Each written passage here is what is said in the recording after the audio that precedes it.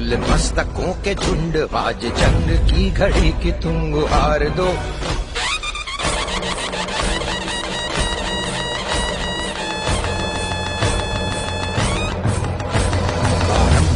प्रचंड बोल मस्तकों के झुंड, आज जंग की घड़ी की तुम गुहार दो। आन बान शान या की जान का हो दान, आज एक धनुष के बाण पे उतार दो। आरंभ है प्रचंड बोल मस्तकों के झुंड, आज जंग की घड़ी की तुम गुहार दो। आन बान शान या की जान का हो दान, आज एक धनुष के बाण पे उतार दो। आरंभ है प्रचंड।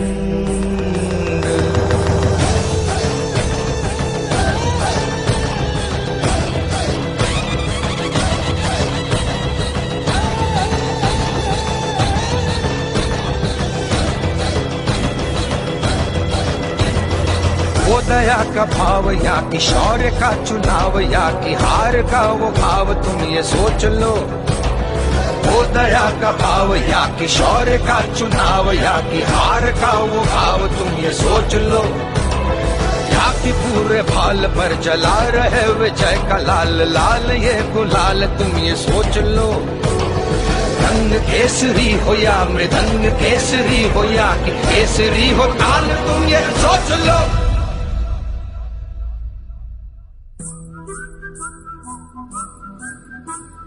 जिस कवि की कल्पना में जिंदगी हो प्रेम गीत, उस कवि को आज तुम नकार दो।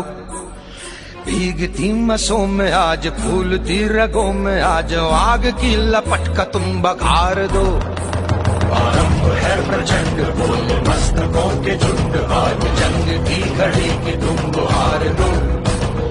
आन बान शान या की जान का हो दान, आज एक धनुष के बाण पे उतार दो। आरंभ है प्रचंड, आरंभ है प्रचंड, आरंभ है प्रचंड।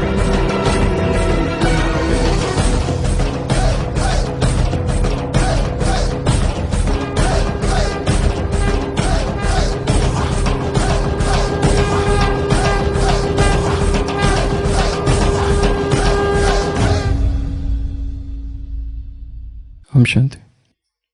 अव्यक्तवाणी 3 जून 1971। आज का दिन कौन सा है?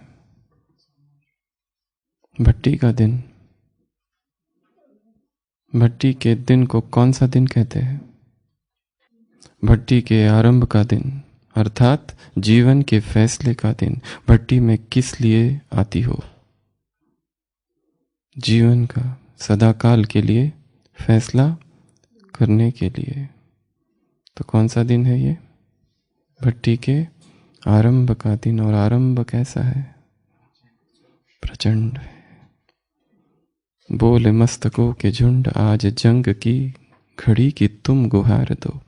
आन बान शान या कि जान का उदान, आज एक धनुष के बाण पे उतार दो। आरंभ कैसा है? प्रचंड। जब आरंभ ही प्रचंड होगा, धुआंधार, शक्तिशाली, तो युद्ध भी कैसा होगा? शक्तिशाली। और परिणाम क्या होगा? विजय। वो दया का भाव या कि शौर्य का चुनाव, या कि हार का हो वो घाव तुम ये सोच लो। हार हो गई, इस भाव के साथ सारा जीवन रहना है या जीत के साथ? शौर्य क्या चुनाव, जला रहे विजय का लाल लाल यह गुलाब तुम ये सोच लो। रंग केसरी हो या मृदंग केसरी हो, या कि केसरी हो ताल तुम ये सोच लो। जिस कवि की कल्पना में क्या जिंदगी हो प्रेम गीत। बहुत प्रेम की कविताएं गा ली, बहुत झूमते रहे व्यक्तियों के प्रेम में। जिस कवि की कल्पना में जिंदगी हो प्रेम गीत, उस कवि को आज तुम नकार दो। कठोर पथ पर चलना है। दुखी होना, उदास होना, मुरझा जाना, छुई मुई बन जाना, टच मी नॉट देवी बन जाना, कौन सी देवी? टच मी नॉट देवी। दुखी होती रहती है, नाराज होती रहती है, मुरझाती रहती है। वो नहीं चलेगा इधर। इधर कौन सी देवी बनना है? प्रचंड देवी बनना है। भीगती मसों में आज फूगती, फूलती रगों में आज आग की लपट का तुम बघार दो। कौन सा छोक देना है? आग की लपट का। कैसी बनेगी ये सब्जी? भट्टी में किस लिए आती हो? जीवन का सदाकाल के लिए फैसला करने के लिए सभी इस लक्ष्य से आई हो, क्योंकि भट्टी में आने से बाप दादा द्वारा व अनन्य बच्चों द्वारा एक गिफ्ट मिलती है। वो कौन सी? जो चीज मिलती है, सुनाना भी सहज होता है। दो चार ने अपना अपना विचार सुनाया। जो भी बातें सुनाए, उन सभी बातों की प्राप्ति का आधार कौन सी गिफ्ट है? भट्टी में क्या मिलता है? कौन सी सौगात? वह है बुद्धि का परिवर्तन। रजोगुनी व व्यक्त भाव की बुद्धि से बदल सतोगुनी अव्यक्त भाव की दिव्य बुद्धि। जिस दिव्य बुद्धि की प्राप्ति से ही अव्यक्त स्थिति व योग युक्त स्थिति को प्राप्त कर सकते हो, वो गिफ्ट कौन सी है? दिव्य सतोगुनी बुद्धि। दिव्य सतोगुनी बुद्धि। तो ये लक्ष्य होगा इस भट्टी का। क्या प्राप्त करना? दिव्य सतो गुनी बुद्धि। तो आज एक नई भट्टी की शुरुआत। आरंभ है प्रचंड, आरंभ है प्रचंड। बोले मस्तकों के झुंड, आज जंग की घड़ी का तुम गुहार दो। अपने मन को कहो, सुन हे मन, बहुत प्रेम गीतों में उलझ रहा था। जिस कवि की कल्पना में जिंदगी हो प्रेम गीत, उस कवि को तुम आज नकार दो। लक्ष्य है दिव्य सतोगुनी बुद्धि। बुद्धि के परिवर्तन से ही जीवन का परिवर्तन होता है। तो दिव्य बुद्धि की विशेष गिफ्ट भट्टी में प्राप्त होती है। अब उस गिफ्ट को यूज करना, वह सदाकाल के लिए कायम रखना, यह आपके हाथ में है। तो ये अव्यक्त वाणी है 71 की। तो आज से जिस भट्टी की हम शुरुआत कर रहे हैं, वो भट्टी है ब्रह्मचर्य की, वो भट्टी है पवित्रता की। तो इस भट्टी में जो कुछ बातें बताई जाएगी, ये उस दिन के लिए लागू रहेगी और उसको करना है समर्पण भाव से। क्योंकि अगर ऐसा किया जाएगा तो ये 21 दिन जीवन के परिवर्तन के दिन हो जाएंगे। जो अब तक नहीं मिटा, जो अब तक चेतना को भेद रहा है, चुभ रहा है, कांटे की तरह कोई संस्कार, जो सब कुछ करने के बाद नहीं निकला, वो अब कुछ करेंगे जिससे वो निकलेगा। ये संकल्प ही बहुत शक्तिशाली संकल्प है। ये संकल्प ही बहुत शक्तिशाली संकल्प है। विश्वास आधी जीत है। कोई पेशेंट किसी डॉक्टर के बारे में सुनता है कि उसके पास जाओ ठीक हो जाओगे, वो उसके पास आता है और वहां बैठते ही आधी बीमारी तो बैठते ही ठीक होती है। ट्रीटमेंट अभी चालू नहीं हुई है, पर विश्वास ही इतना अधिक है, विश्वास ही इतना ज्यादा है। अभी तो उसने कुछ लिखा भी नहीं है, दवाई तो पेशेंट ने अभी खाई नहीं है, ना ही अपनी तकलीफ बताई है, पर विश्वास इतना अधिक है, इतना ज्यादा है कि वो विश्वास ही उसे ठीक कर देता है। ईसा मसीह के सामने व्यक्ति आता है, अंधा है, पर विश्वास है कि मैंने सुना है तुम ठीक करते हो। वो कहते हैं अच्छा। जमीन से मिट्टी उठाता है ईसा मसीह, थूकता है, उसके आंखों में लगाता है, कहता है जा पानी से धोकर आ। वो पानी से धोकर आता है, पहली बार आंख खोलता है तो उसे दिखाई देने लगता है। आज तक कभी देखा नहीं था, जन्मांध था। जीसस कहता है, thy faith has healed thee। मैंने तुम्हें ठीक नहीं किया है, तेरा विश्वास जो था मुझ पर, उसी विश्वास ने तुझे ठीक किया है। Law of faith. पर एक बात याद रखना, किसी को बताना मत, किसी को बताना मत ये बात। जाओ। तो ये भट्टी है 21 दिन की, और भट्टी का शीर्षक है क्या? इस प्रज्ञा को जगाना है। प्रज्ञा अर्थात प्रज्ञा क्या होती है? प्रज्ञा किसे कहते हैं? प्रज्ञा। प्रज्ञा बड़ा ऊंचा शब्द है। प्रज्ञा अर्थात वो नहीं कि जिसने बहुत सारी किताबें पढ़ ली है, वो प्रज्ञावान नहीं होता है। प्रज्ञा अर्थात वो नहीं जिसके पास आंखें है और वो देखता है और चीजों का मूल्यांकन करता है, अवलोकन करता है, मूल्यांकन करता है, निष्कर्ष निकालता है, और जिसके पास अच्छी बुद्धि है जिससे वो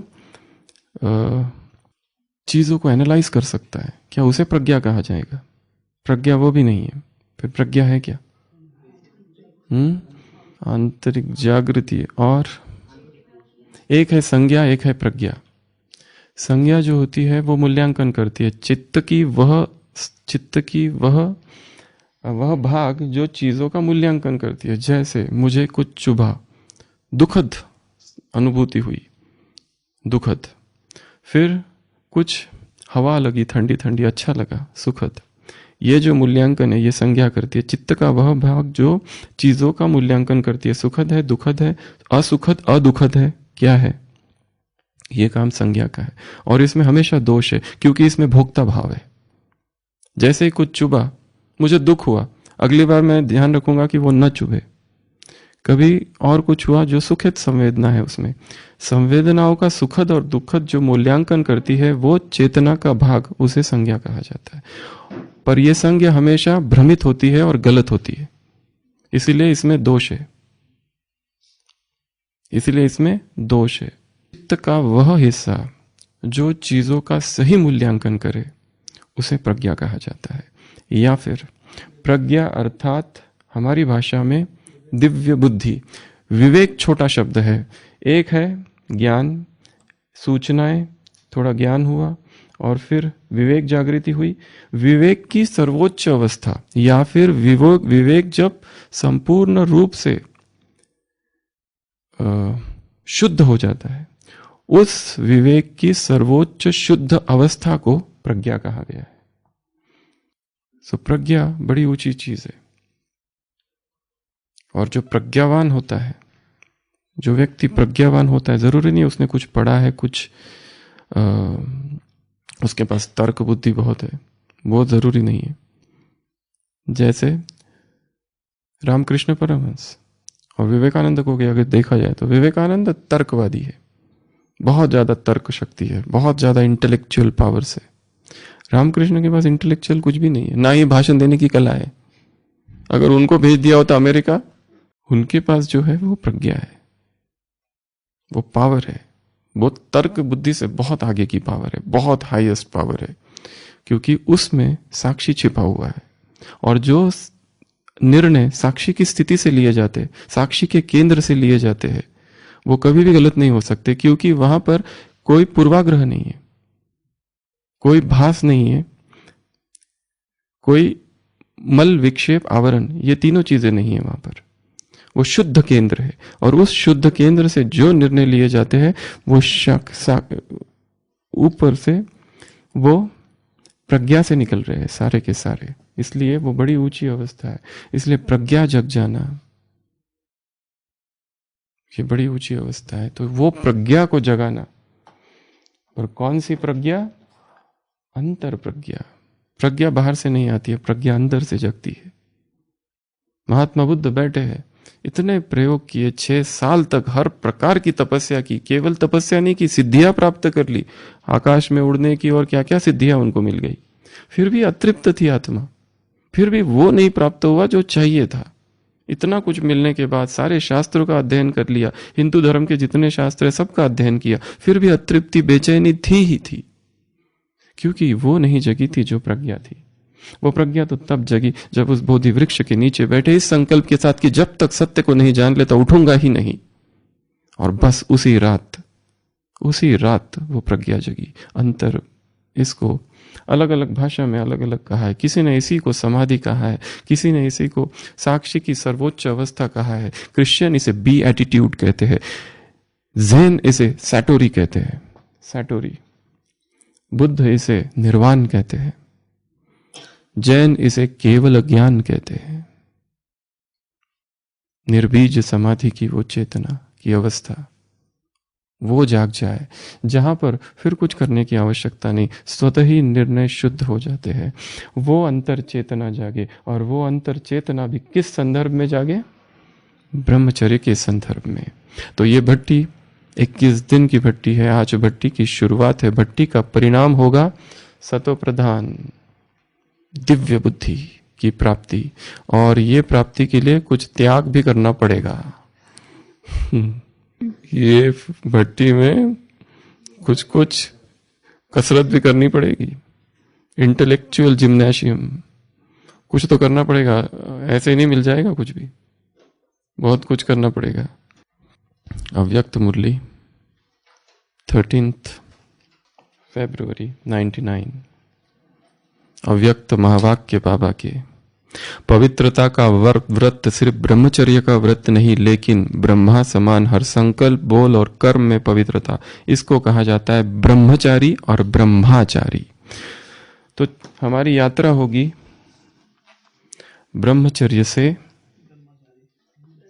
ब्रह्मचर्य से पवित्रता की, और पवित्रता से ब्रह्माचारी की, और ब्रह्माचारी से पावनता की।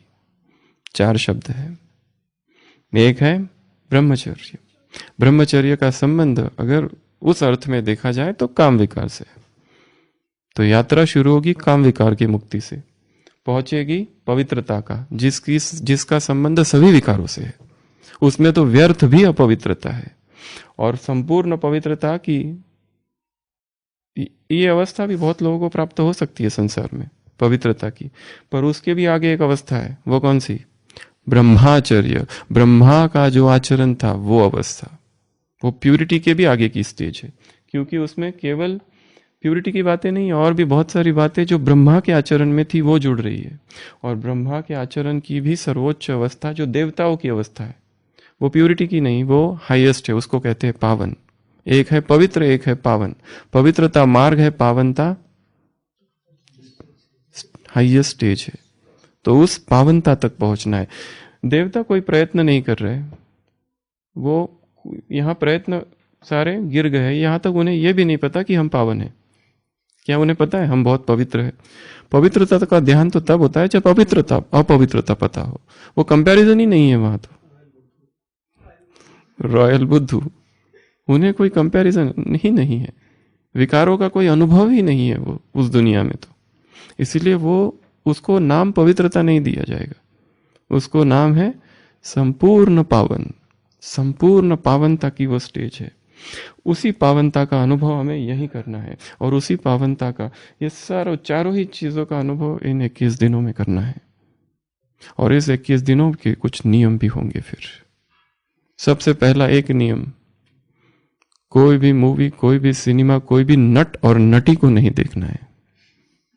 फिल्मों की कोई भी सिनेमा का गीत नहीं देखना, कोई भी मूवी, ट्रेलर, एडवर्टाइजमेंट्स, कुछ भी नहीं। ये सबसे पहला काम है इसका। और ऐसी कोई किताब, अश्लील लिटरेचर, मैगजीन, चित्र, पोस्टर, पिक्चर, कुछ भी नहीं। तो ही ब्रह्मचर्य साधा जा सकता है। ब्रह्मचर्य बड़ी धारणा है, बहुत ऊंचा पुरुषार्थ है, उसमें बहुत सारी चीजें करनी होती है, एक चीज करने से नहीं होगी। सारा कुछ कंबाइंड हो जाए। पहले जमाने में क्या करते थे, बच्चों को कहाँ भेजा जाता था? गुरुकुल में। किस लिए? 25 वर्ष तक संपूर्ण ब्रह्मचर्य, शक्तिशाली होके निकलते थे वहां से। जीवनी शक्ति एक बूंद भी उसका ह्रास ना हो, क्योंकि ब्रह्मचर्य अर्थात जीवनी शक्ति का जागरण, ब्रह्मचर्य अर्थात ऋतंबरा प्रज्ञा का जागरण, ब्रह्मचर्य अर्थात उस ब्राह्मी स्थिति में स्थित हो जाना, ब्रह्मचर्य अर्थात परम धाम में चेतना की, आत्मा की जो अवस्था है उस स्थिति में स्थित होना, अर्थात ब्रह्मचर्य।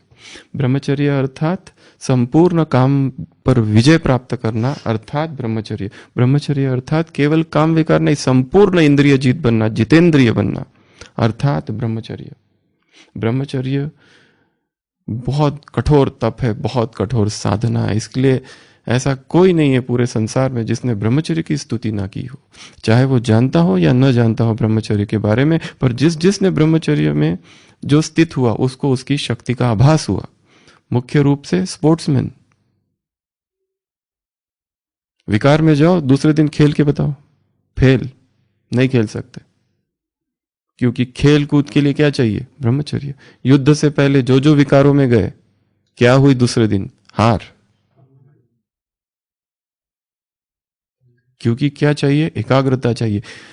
काम विकार का सबसे बड़ा दोष है कि बुद्धि को तहस नहस कर देता है, डिवाइडेड कर देता है, एकाग्रता नहीं रहती है। फिर एकाग्रता नहीं रहती, छिन्न भिन्न कर देती है, पर काट देती है वो एकाग्रता की। ये सबसे बड़ा दोष है उसका। और ब्रह्मचर्य का सबसे बड़ा फायदा क्या है? बुद्धि इतनी एकाग्र हो जाती है, इतनी एकाग्र हो जाती है कि फिर आपको अगर कुछ पढ़ना है तो ऐसे ऐसे नहीं पढ़ना पड़ता। ये एकाग्र बुद्धि ऐसी होती है, वो ऐसे पढ़ता है, ऐसे ऐसे नहीं। तो ब्रह्मचर्य पावर है। The highest power, the greatest ब्रह्मचर्य आर फेड। सबसे ज्यादा शक्ति कहाँ होती है? ब्रह्मचर्य में होती है। एक ब्रह्मचारी एक तरफ और दूसरी तरफ एक व्यक्ति जिसने सारे उपनिषद, सारे वेद, सारे शास्त्र पढ़ रखे हैं, फिर भी फेल है ब्रह्मचारी के सामने। ब्रह्मचारी का एक शब्द में ही इतनी पावर होती है कि आर पार भेद देती है चेतना को। इसलिए ऋषि मुनि जो होते थे उनके शब्द कितने पावरफुल होते थे। कमंडलू लेते थे, अभिमंत्रित कर देते थे, जल निकाला और दिया शाप पर। हर शाप देने के बाद उनकी पावर कम हो जाती थी, फिर वापस तपस्या करने बैठो। वैसे उनको काम भी क्या था फिर बैठ जाते थे दिन रात। आदत ही इतनी ज्यादा तपस्या की है। पवित्रता का व्रत सिर्फ ब्रह्मचर्य का व्रत नहीं, यह व्रत है। व्रत अर्थात जब माताएं व्रत करती है उनको कहो खाओ पियो, खाएंगे क्या? कुछ नहीं। हमें याद है हमारी माता जी, वो नंगे पांव, वो अंबाजी का मंदिर इतना दूर है, वो सुबह सुबह निकल के नंगे पांव जा रही है। समझाने का तो सवाल ही नहीं, समझने वाले तो है ही नहीं। माता को नहीं समझा सकते आप, वो तो व्रत नहीं तोड़ेगी कभी भी। ब्रह्मा समान हर संकल्प, बोल और कर्म में पवित्रता, इसको कहा जाता है ब्रह्माचारी और ब्रह्मचारी और ब्रह्माचारी। हर बोल में पवित्रता का वाइब्रेशन समाया हुआ हो। वो बोल में पवित्रता का वाइब्रेशन तभी होगा जब स्वप्न में भी ब्रह्मचर्य खंडित नहीं हो रहा है। हर संकल्प में पवित्रता का महत्व, हर कर्म में कर्म और योग अर्थात कर्म योगी का अनुभव हो, इसको कहा जाता है ब्रह्माचारी। ब्रह्मा बाप को देखा, हर बोल महावाक्य, साधारण वाक्य नहीं, क्योंकि आपका जन्म ही साधारण नहीं, कैसा है? अलौकिक। गीता में भगवान कहते हैं अर्जुन, जन्म कर्म च दिव्य च, मेरा जन्म और मेरे कर्म दोनों ही दिव्य है। हमारा भी वैसा ही है। अलौकिकता का अर्थ ही है पवित्रता। तो रोज रात को क्या करो? अपना टीचर बनकर चेक करो। खुद का टीचर खुद बनो, खुद ही का टीचर खुद बनो और खुद ही को चेक करो। अपने को परसेंटेज के प्रमाण अपने आप को ही मार्क्स दो। बनना है 100%, लेकिन हर रोज अपने आप को देखो, दूसरों को नहीं देखना। बाप दादा ने देखा है कि अपने बजाय दूसरों को देखने लग जाते हैं, वह सहज होता है। तो अपने को देखो कि आज के दिन संकल्प, बोल और कर्म में कितनी परसेंटेज रही। आज हम 6 प्रकार के अभ्यास करेंगे ब्रह्मचर्य की शुरुआत में, सारे दिन भर जो होने चाहिए। ब्रह्मचर्य का बड़ा गहरा संबंध इंद्रियों से है और इंद्रियों की चंचलता से है।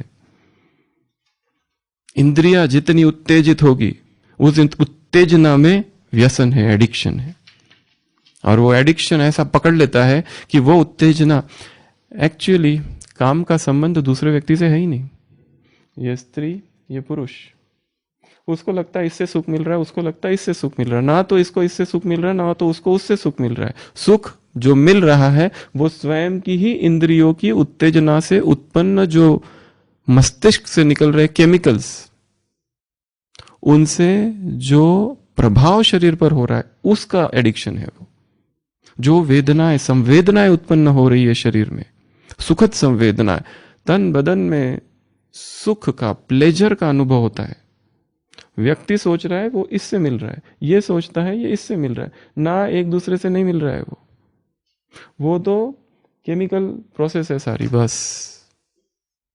और ये यौन सुख बड़ा चंचल है, क्षणिक है, थोड़े ही देर में इसका रूपांतरण फ्रस्ट्रेशन में हो जाता है, दुख में हो जाता है, पश्चाताप में हो जाता है,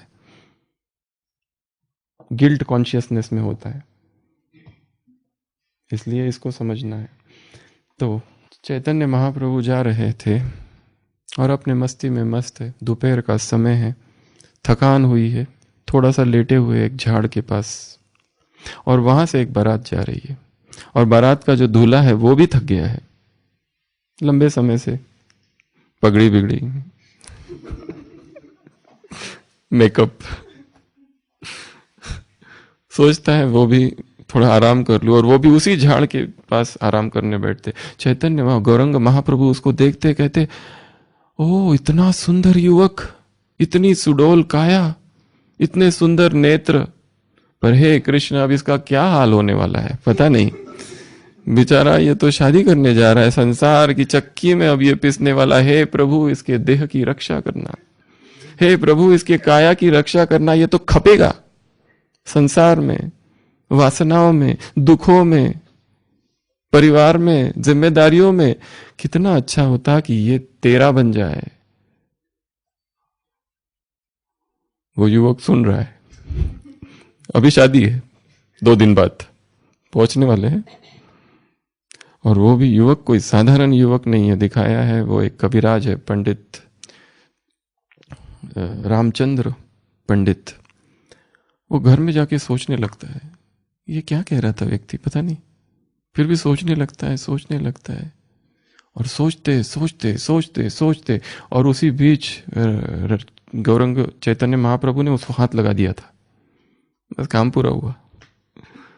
वो इधर से इधर जागृति आ गई, और ऐसी जागृति आती है, ऐसी जागृति आती है कि सीधा दूसरे दिन उनके पास जाता है, कहता है मुझे संसार में जाना ही नहीं है, मैरिज पोस्टपोन, कैंसल, पोस्टपोन नहीं, कैंसल, मुझे आपकी शरण में आना है, मुझे आप जैसा बनना है।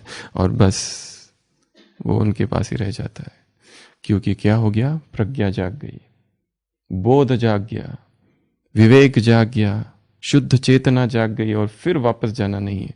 और वो चैतन्य महाप्रभु के सर्वोच्च शिष्यों में से एक शिष्य था बाद में। तो इस ब्रह्मचर्य को जगाना है, ये ऐसे ही नहीं जगेगा, कुछ काम करने पड़ेंगे। तो आज 6 काम करने हैं। सबसे पहला काम, दुखद मन से नहीं देखो, बिना उसके ये नहीं होगा। आज का काम है 6, 4, 2 और 1 और 15। 6, 4, 2 और 1। सबसे पहला काम 6 घंटा उपवास, जो अभी से चालू हो गया है 6 बजे से 12 बजे तक निर्जला, 12 बजे तक ड्राई फास्टिंग, कुछ भी नहीं,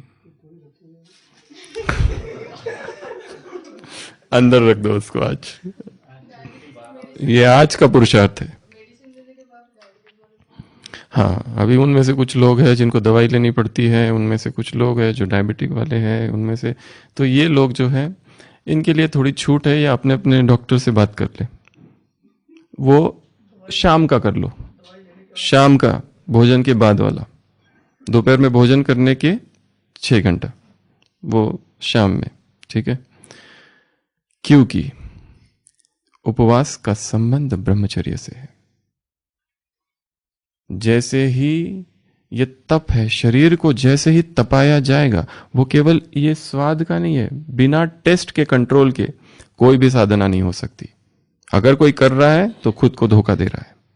अगर कोई कहता है मैं ये सब कुछ खाता हूं और फिर भी मेरा ब्रह्मचर्य बहुत अडोल है, वो ऋषि मुनि संसार छोड़कर एक जंगल में रहते हुए क्या खाते थे, कंदमूल फल, फिर भी स्वप्न में मेनकाएं और रंभा और अप्सराएं आती थी। और यहां हम कहते हैं गुलाब जामुन, टोली, 3 बार भोजन और 4 बार टोली खा के हम महाब्रह्मचारी है, ब्रह्मा समान। हमारा वो हद का ब्रह्मचर्य नहीं है, हमारा बेहद का संन्यास है, बुद्धि का है, शरीर का थोड़ी ना है हमारा। ये नहीं हो सकता।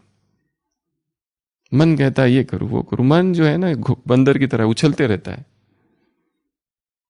जब ये अभ्यास सहज हो जाए, सहज, वैसे तो देखा जाए ब्रह्मचारी को अपना पेट दिन में 24 घंटे में 16 घंटे खाली ही रखना चाहिए।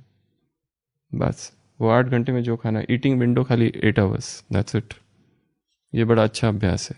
और जो यहाँ करते, ये 8 घंटा लगता है शक्ति कम हो रही है, यहाँ 16 घंटा शक्ति का अनुभव होते रहता है दिन भर।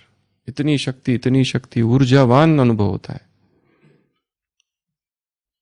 क्योंकि जो शक्ति पचाने में जा रही थी वो शक्ति अब ऊपर चली गई है, और वो शक्ति बुद्धि में यूज हो रही है, क्रिएटिविटी में, सोच विचार में, संकल्प में।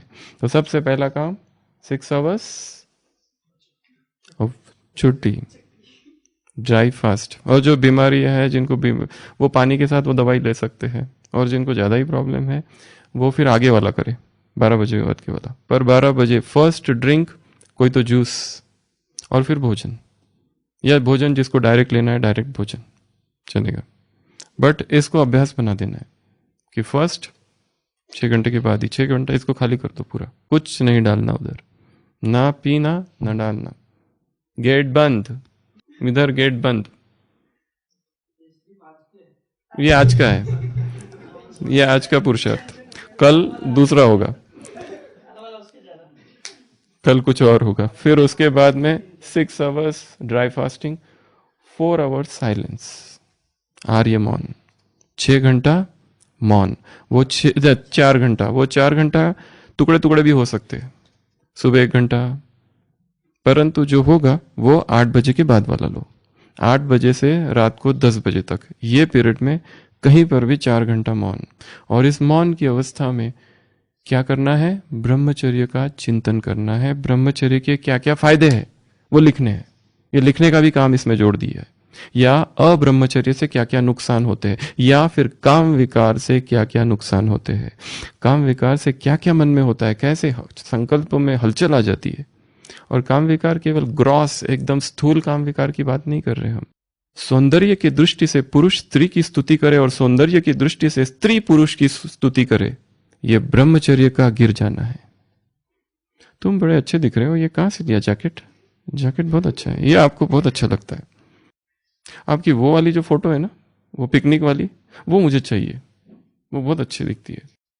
एक ब्रह्मा कुमारी बहन को किसी ब्रह्मा कुमार भाई ने एक मैसेज भेजा, वो बहन ऐसे दिखा रही थी, देखो क्या रिस्पॉन्ड किया जाए। तुमको ना ये जैकेट बहुत अच्छा लगता है, ये स्वेटर पहनना ही बंद है, ये बढ़िया है। क्या देख रहे हैं? यही से तो काम विकार की शुरुआत होती है। एकदम काम विकार सीधा ज्ञानियों को अटैक थोड़ी करता है, धीरे धीरे धीरे धीरे धीरे धीरे धीरे धीरे स्वीकार करते जाते, स्वीकार करते जाते, श्रीमत के साथ उसको एडजस्ट करते जाते।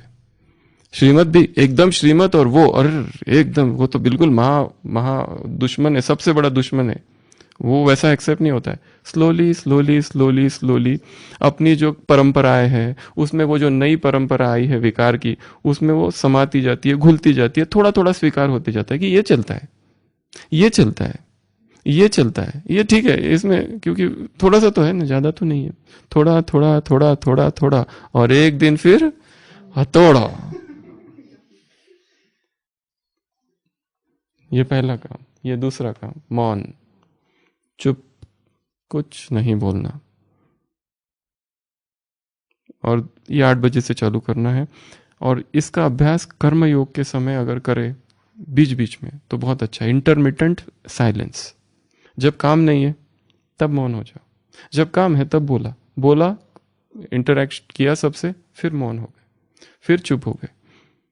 क्योंकि नहीं तो हमारी आदत होती है जब कुछ काम नहीं है तो भी इसको फोन लगाओ, उसको फोन लगाओ, और बोलो आज क्या भालू दिखा था क्या उधर, और फिर क्या चल रहा है उधर, आज क्या है भोग में, और बताओ फिर उधर सेंटर में वो नई जमीन ली थी उसका क्या हुआ, वेस्ट, ये सब व्यर्थ है। Too much information causes restlessness. बहुत सारी सूचना एकत्र करना, बहुत मन में हलचल होती है। तो दूसरा काम क्या करना है? मौन। और कौन से समय कर सकते हैं? नुमा शाम का योग का 1 घंटा तो मौन हो गया, वो हो गया। दोपहर का हो गया, भोजन के बाद का टाइम है। और एक चीज, भोजन मौन में करेंगे। 6 से 8 मौन कर सकते हैं, 6 से 8 आराम से होगा। ये कोई बहुत बड़ा पुरुषार्थ नहीं है, बड़ा सिंपल है, सहज है बिल्कुल। तो शाम को हो सकता है, शाम को 6 से 8 मौन नहीं, 8 बजे के बाद से चालू कर रहे हैं, 8 से रात को 10 बजे तक, ये टाइम पीरियड है, टाइम विंडो ये है। इस पीरियड में 4 घंटा मौन। वाचाल नहीं हो जाना है, बातों में नहीं लग जाना है।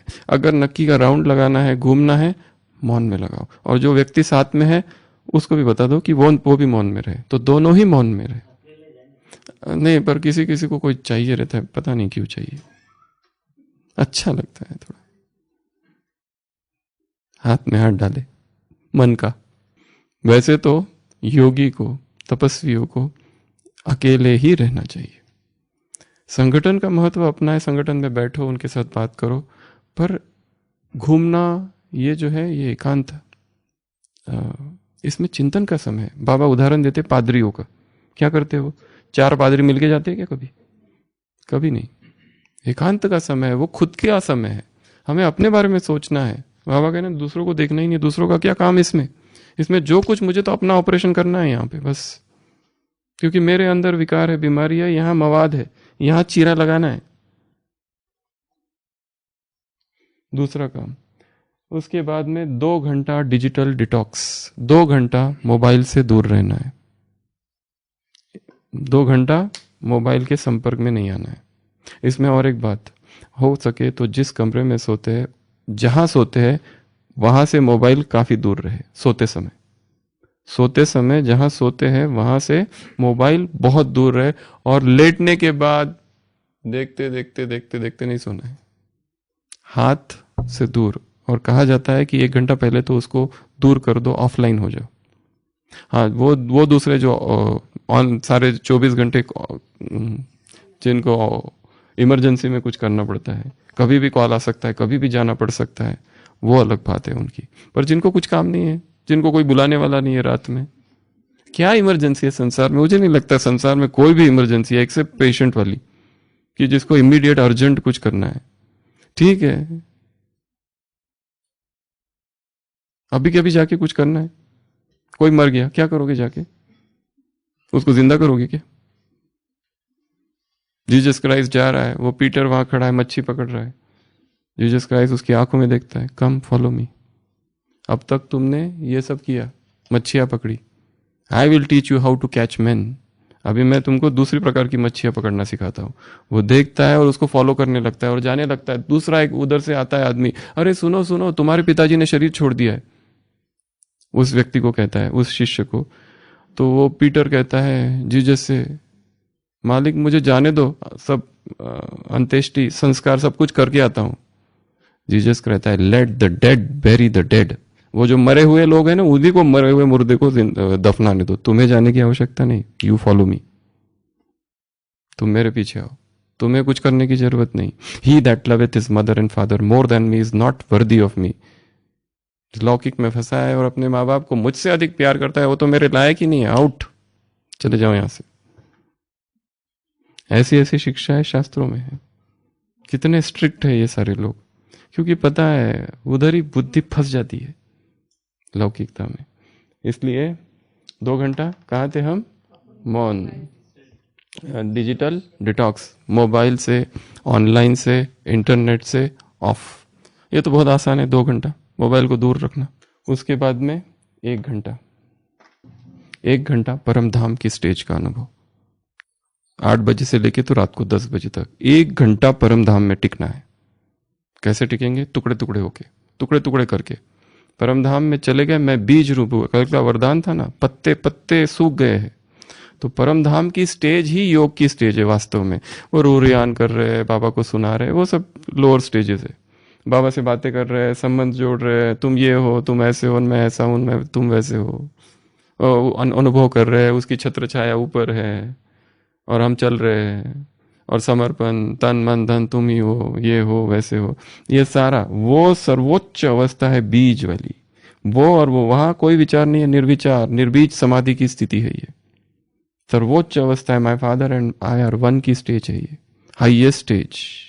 भक्त भक्ति और भगवान जहाँ एक हो जाए, वो स्टेज है ये सबसे ऊंची अवस्था, कि वो और मैं बस कंबाइंड हूँ। शरीर तो जैसे कोई भान ही नहीं है। इसको कितना घंटा बढ़ाना है? 1 घंटा, टुकड़े टुकड़े 10 मिनट, दोपहर का समय होता है, बैठ जाओ बस और स्थित हो जाओ सीधा परम धाम में। नीचे नीचे ऐसा चढ़ना नहीं है, सीधा ही परम धाम में जंप लगाओ, या तो पहले सूक्ष्म वतन में हॉल्ट 2 घंटा, फिर अभी ऊपर जाते हैं, कहीं नहीं, सीधा परम धाम में जंप करना है, सीधा, और वहां पर सीधा टकराना है उससे और चिपक जाना है, चिंगम की तरह च्युइंगम की तरह चिपक जाना है। तो ये 4 चीजें हैं। सबसे पहला 6 घंटा उपवास, नो फूड नो वाटर, निर्जला, ड्राई फास्टिंग। और इस ड्राई फास्टिंग में देखो मन कैसे भागता है भोजन की तरह, क्या क्या विचार आते हैं, खाऊं जाके, खाऊं खाऊं खाऊं, ये खाऊं वो खाऊं, क्या खाऊं किसको खाऊं, कोई रूम पे कुछ रख देता हूं, अच्छा अरे बाप रे यही नाश्ता बना, ये तो मेरा फेवरेट है, दोपहर के लिए लेके रखता हूं, अरे छोड़ दो कुछ नहीं होगा ये तो मेरा फेवरेट है, आज ही बनना था इसको। छोड़ के देखो जो सबसे फेवरेट चीज है, और आप ये देखेंगे कि 2 घंटे के बाद उसकी कोई स्मृति नहीं है अब, वो तो बस क्षणिक है, बस ये अनित्य है, ये भाव, ये संवेदना है, बस संवेदनाएं अनित्य है, थोड़ी देर आती है चली जाती है, उत्पात और लय है पहला काम। दूसरा काम 4 घंटा मौन सारे दिन भर में। तीसरा काम 2 घंटा मोबाइल से परे, 1 घंटा परम धाम, और 15 मिनट शरीर का निरीक्षण करना है। वो अभी हम 5 मिनट के लिए करेंगे। सभी जो हो सके नीचे बैठ जाएंगे यहाँ नीचे जो बैठ सकते हैं। ब्रह्मचर्य की साधना जो होती है ना, आसन पर बैठकर की जाती है, नीचे बैठकर की जाती है। तो इसमें हम एक 5 मिनट इसका अभ्यास आज सारे दिन भर में 15 मिनट कहीं पर भी टाइम निकाल के करना है, जिसमें हम शरीर की सच्चाई को देखेंगे। सबसे ये जो शरीर पर जो संवेदनाएं उत्पन्न हो रही है, सेंसेशंस, इनका संबंध सीधा सबकॉन्शियस माइंड से है। कहाँ से है, कहाँ पर है? सबकॉन्शियस माइंड से।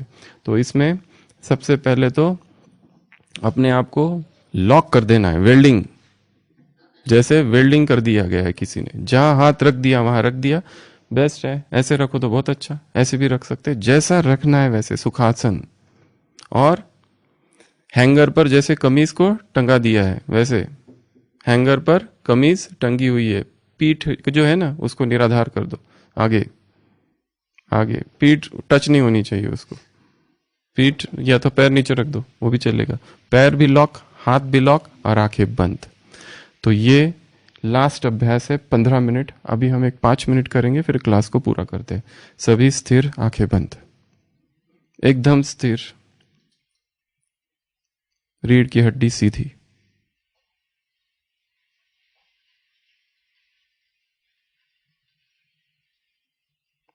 श्वास पर ध्यान केंद्रित, तटस्थ भाव से, साक्षी भाव से श्वास को देखना है।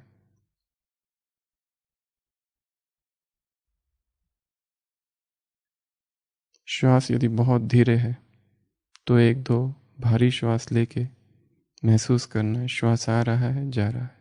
सारा ध्यान होठों के ऊपर और नासिका के नीचे वाले भाग में।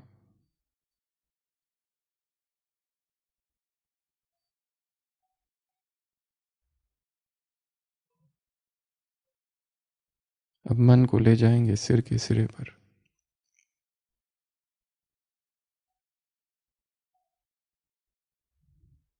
मन को लाएंगे चेहरे पर।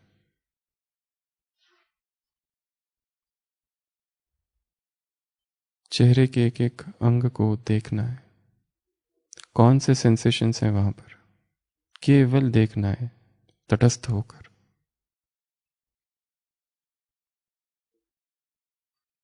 कहीं भारीपन, कहीं हल्कापन, कहीं तनाव, कहीं खिंचाव, केवल देखेंगे। गर्दन, मन को वहां वहां ले जाएंगे जिन जिन अंगों का हम वर्णन कर रहे हैं। कंधा, दाया, राइट शोल्डर, कोहनी, कलई, हाथ, प्रतिपल कुछ न कुछ वहां हो रहा है। ऐसा कोई पल नहीं जब कोई संवेदना उत्पन्न नहीं हो रही।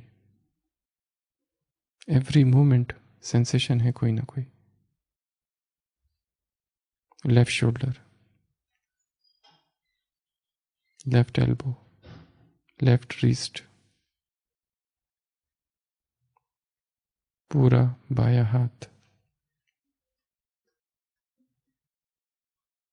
छाती, पेट, मन को घुमाएंगे। पीठ का ऊपरी भाग, पीठ का नीचे का भाग,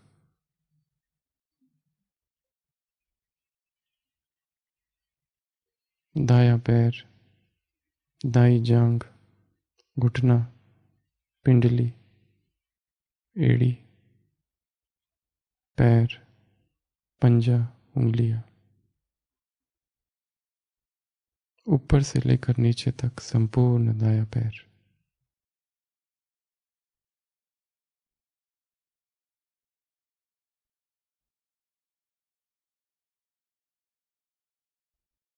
बायां पैर ऊपर से नीचे तक।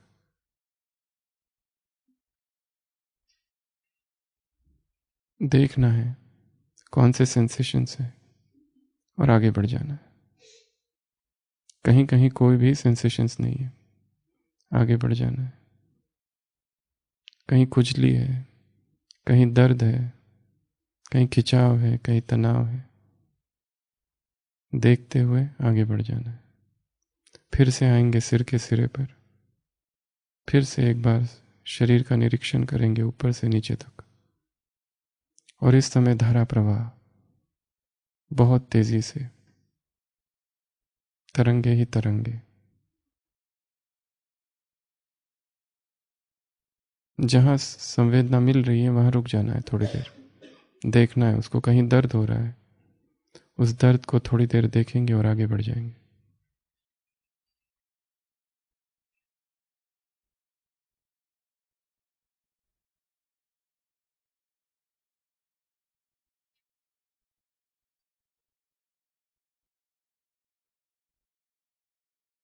प्रतिपल उत्पात और लय शरीर पर हो रहा है।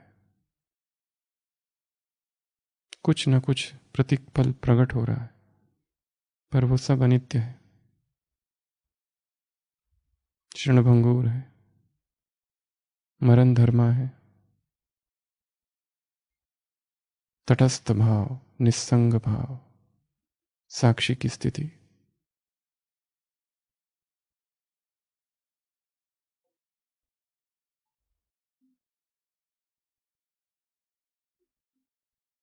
फिर से एक बार सिर के सिरे से पांव तक शरीर को स्कैन करेंगे, सर्वे करेंगे, निरीक्षण करेंगे।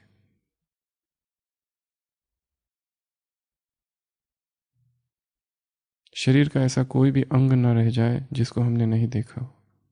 हर एक अंग में, एक इंच इंच में देखना है कौन सी संवेदना है, क्या उत्तेजनाएं हैं। कोई भी हिस्सा मूर्छित न रह जाए।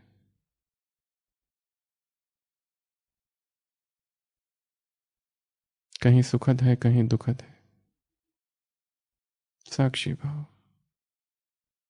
सुखद के प्रति राग नहीं, दुखद के प्रति द्वेष नहीं। तटस्थ भाव। ओम शांति।